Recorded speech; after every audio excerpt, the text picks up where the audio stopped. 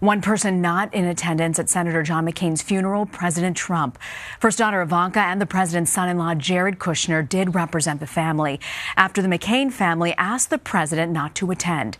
Well, the two men had long feuded with the president, claiming that McCain was not a hero because he was a POW. Instead, Saturday morning, the president was on Twitter where he slammed the Russia investigation and accused Canada of taking advantage of the U.S. for many years.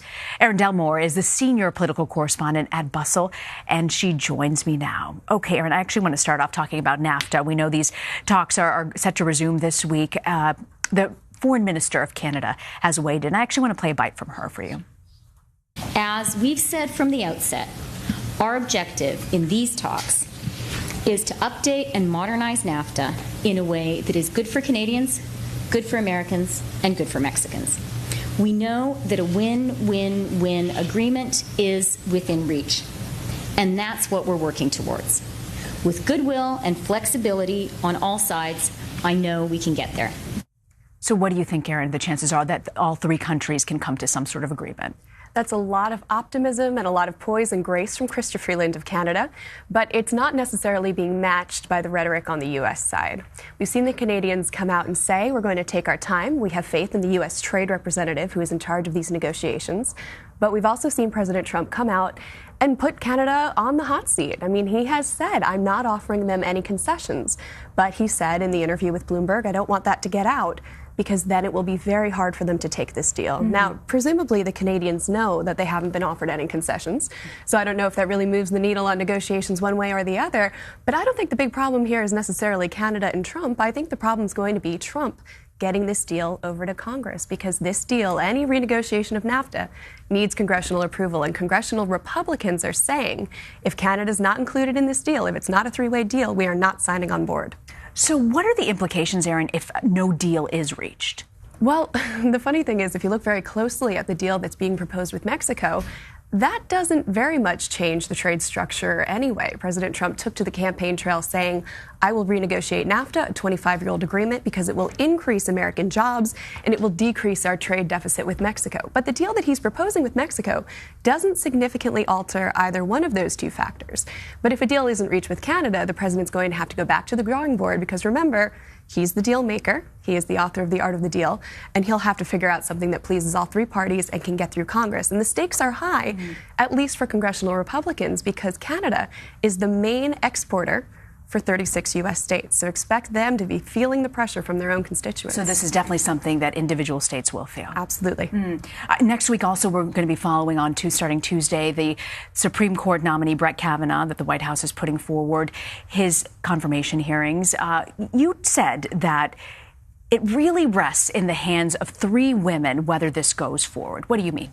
We're looking at Susan Collins of Maine, Lisa Murkowski of Alaska, both of them are Republicans, and Heidi Heitkamp, a Democrat from North Dakota. Now, the reason why these three women are at the forefront of all the conversation right now is because the two Republicans are the most moderate, and they've also said that they're pro-choice Republicans. So Democrats are looking at them and thinking if we can bring them on board, we might be able to stop Brett Kavanaugh's nomination from going through.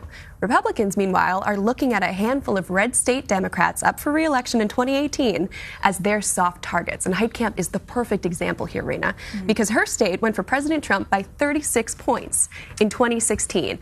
That's a landslide. So she needs to basically thread the needle now and figure out whether she wants to vote in line with her party and oppose Brett Kavanaugh's nomination, that's the party line for Democrats, or if she wants to try to curry some favor with her constituents ahead of her own contest. And President Trump took to the campaign trail in June, and he told that whole crowd in North Dakota that Heidi Heitkamp would be a vote against his next Supreme Court nominee.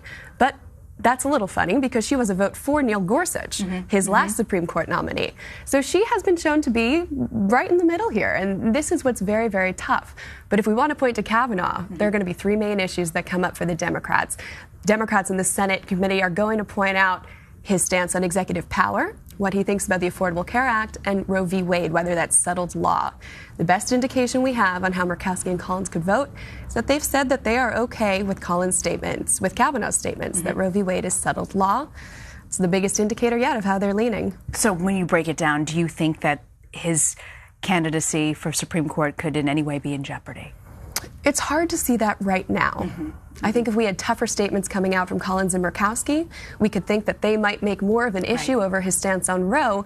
They seem placated by him saying that settled law is what Roe v. Wade is. But legal scholars have been pointing out to me all week when I talk to them that settled law is precedential, but law can be overturned. That's a precedent as well that we see frequently. So the real question isn't whether he thinks Roe v. Wade is settled law, it's whether he thinks that law was settled correctly. And there's legal writings and spoken word in his past that shows that he thinks that the dissent was very well argued. I also want to turn to the president's schedule next week. He'll be heading to Montana on Thursday to throw his support behind the Senate candidate, Matt Rosendale. What do you think the messaging will be for him in midterms, not just for Rosendale, but for the candidates he's backing across the country? I think that his supreme confidence right now in the economy and in the way his White House is running is what he's going to be talking about on the campaign trail. Remember, Republicans really do think that the strength of the economy right now will bring voters in and have them vote for a status quo, consensus, Republican-led House and Senate. And they also think that the tax cuts could help lift up voters. Unfortunately, tax cuts is not resonating as an issue during the midterms the way that most Republicans hoped. A lot of those benefits didn't come down to American middle class and blue-collar workers the way that they had expected.